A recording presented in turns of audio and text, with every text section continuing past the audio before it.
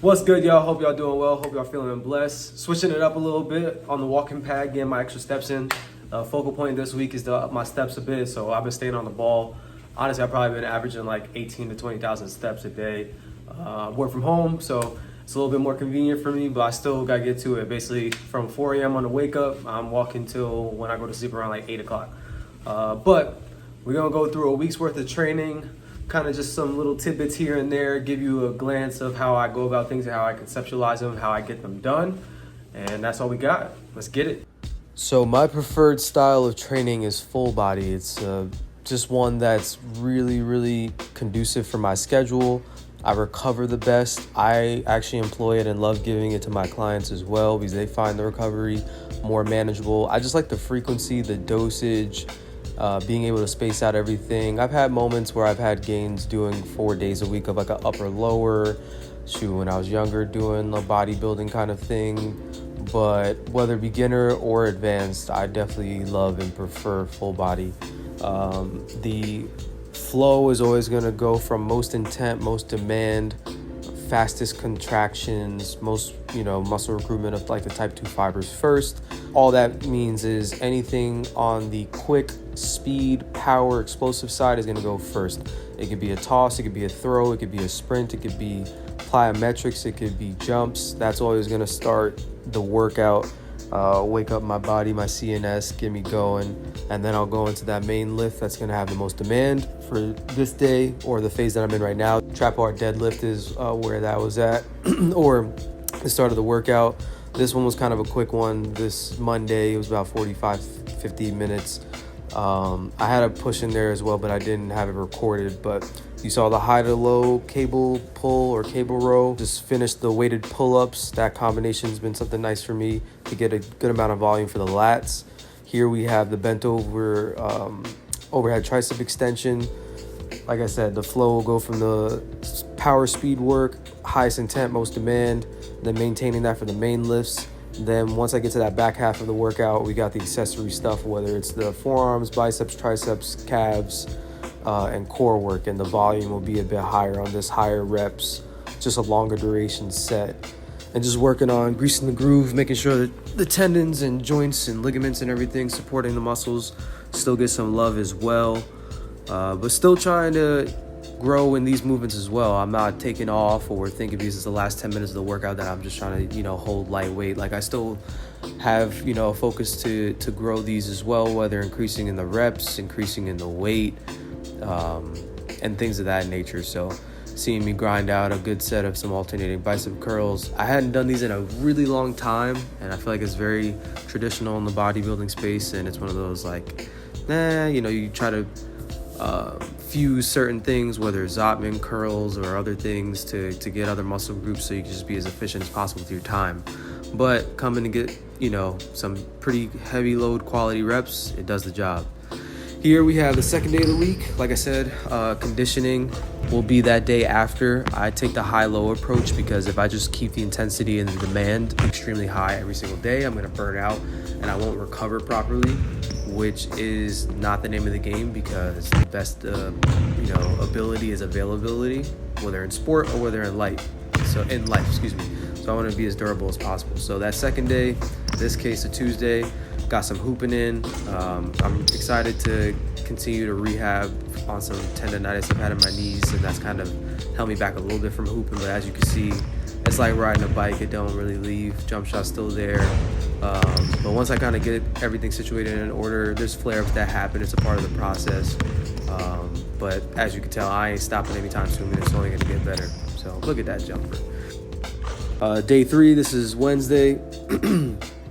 Back to the second day for full body. We're starting with bench. Before this, they weren't recorded, but I had some plyometric work that I did.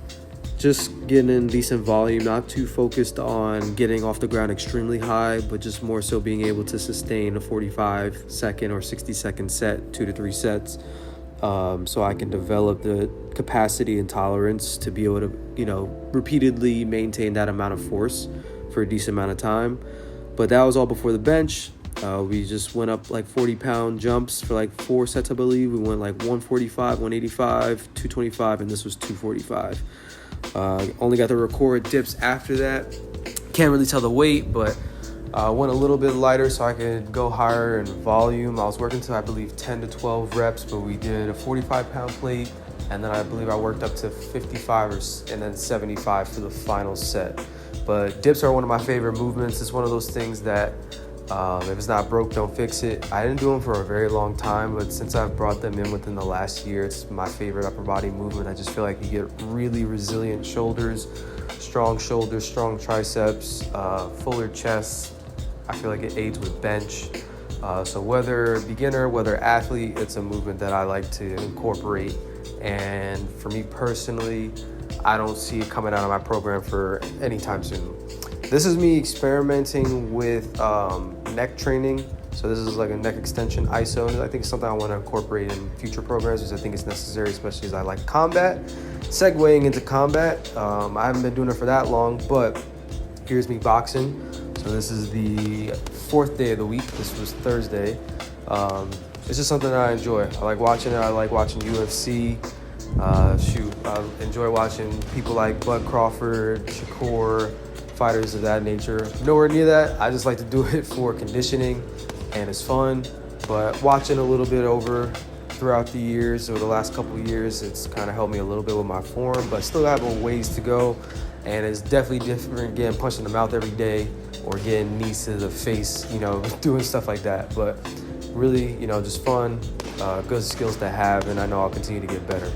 But that was that, and then I finished with some abs that day as well.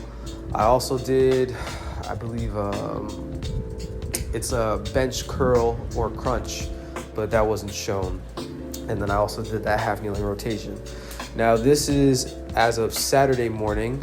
Brought back in the Zercher squats. As uncomfortable as it may be for most, I don't know, I find it fine. I just have the barbell in the crevice of my elbows, and it can get a little bit challenging as you start to get into the 2s and the 300s, but I enjoy it. It's a way for me to load my quads. I prefer it dang near over front squats, even though I have the wrist extension mobility to be able to do so. But for this, because I hadn't done it in a while, we built up to like 225. So we started out 155. This is 195 right here. And then, like I said, for that third and final set, we built to 225. Pretty smooth. I'm not going for full depth, even though I like going for full depth, just with tendon. And like I was mentioning with the knees, I don't want to force it because I'll go into that range of motion to where I go below parallel, and I feel like it'll feel fine during the session. But for recovery reasons, a day or two later, I'm keeping it not a quarter, but just above parallel, and I feel like it's going to pay dividends.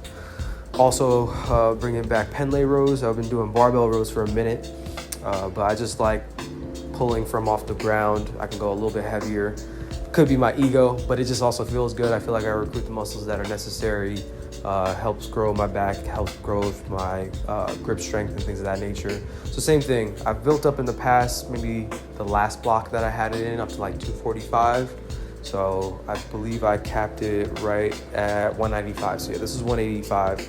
I want to still maintain pretty good posture. Don't want my chest to come up too high. Keep it facing the ground as best I can. So yeah, this is the set of 195. And then from a rep range standpoint, for this day, everything was around like 8 to 10.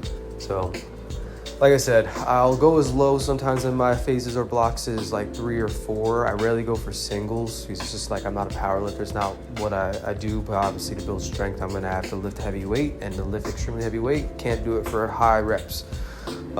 So here we have Z press, alternating Z press. Really challenging. Shoulders is a lagging body part for me from a strength perspective. I've never been able to press like 90s over my head.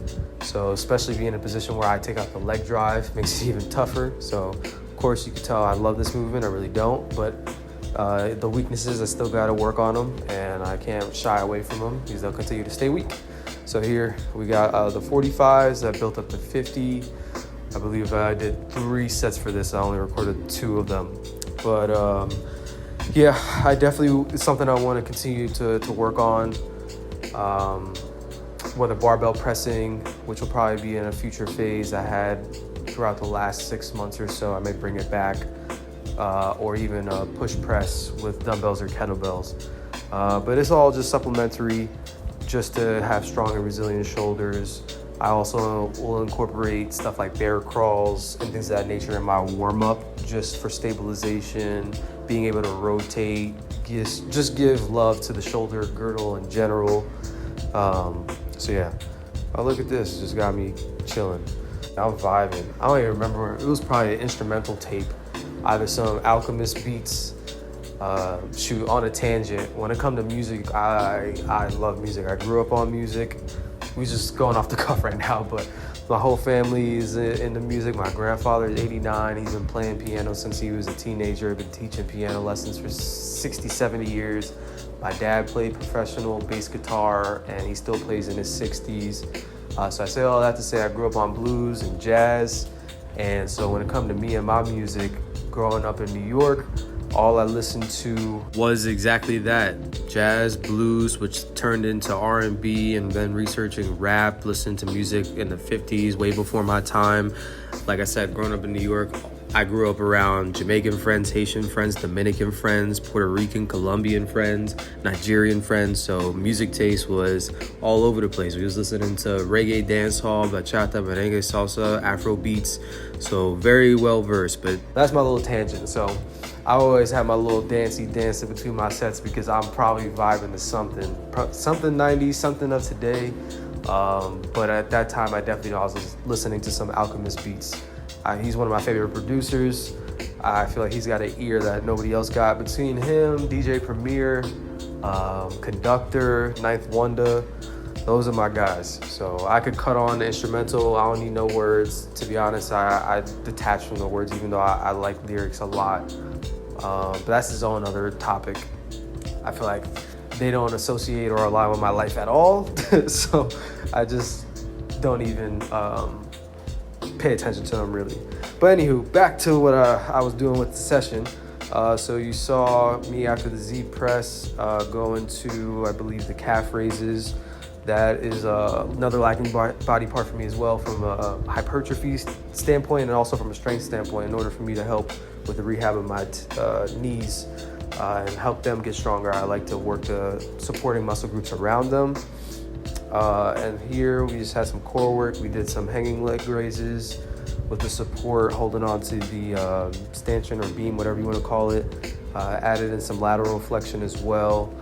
Just felt like that was necessary. I always like to train it in totality. Train it meaning my trunk, from regular flexion, extension, lateral flexion, all different parts, rotation.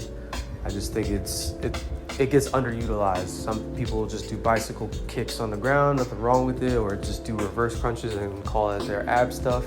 Hey, genetically they have more visible abs, that's great, and it shows, but I think in order to have a resilient, strong trunk and spine, you should train all motions. And then back to the fun, pump, finishing out the session. It was right around like 60 minutes. Did some Zotman curls, and man, blew up my arms. So that was mainly the training throughout this week. Here's a little bit of the food. That was some jollof rice and some chicken, and this was eggs, pasteurized eggs mixed with egg whites, and my protein pancakes that I've been eating. But that's basically, that was breakfast and lunch. Dinner was dang near the same. I just maybe ran out of the chicken, so I added ground beef. But that's literally how I train. A little bit of my music taste, also the food that I've been consistently eating. But that's all I got.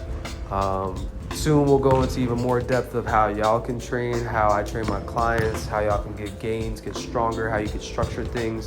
But that is all I got, y'all. I hope y'all got some knowledge from that, got a little insight to how I train. Maybe you can incorporate a couple things, ask some questions in the comments, let me know. I'm always here to help y'all, give back, and I just want to see everybody healthy and happy. So like, comment, subscribe. I hope you have a great night, great day, whatever day it is or whenever you're watching. And I'll catch y'all next time. Peace.